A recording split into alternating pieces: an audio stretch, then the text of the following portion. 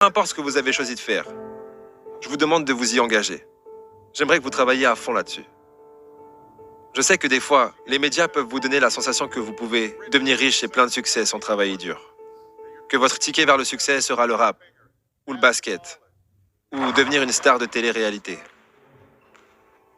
Mais il y a beaucoup de chances pour que vous ne deveniez rien de tout ça. La vérité, c'est que d'avoir du succès, c'est dur. Et vous ne réussirez pas dans tout ce que vous entreprendrez la première fois que vous essayerez.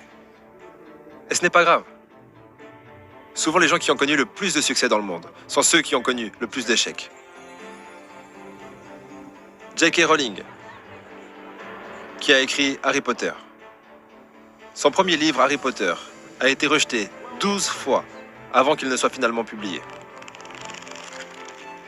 Michael Jordan a été rejeté de son équipe de basketball au lycée.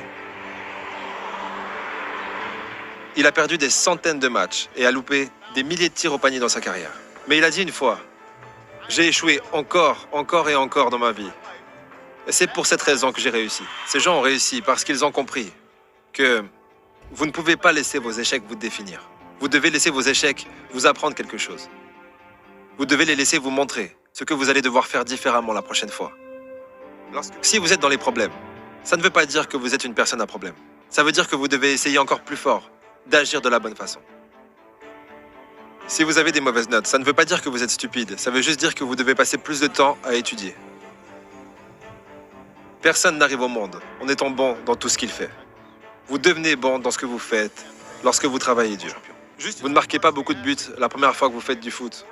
Vous ne chantez pas sur les bonnes notes la première fois que vous chantez une chanson. Vous devez vous entraîner. N'ayez pas peur de poser des questions. N'ayez pas peur de demander de l'aide quand vous en avez besoin.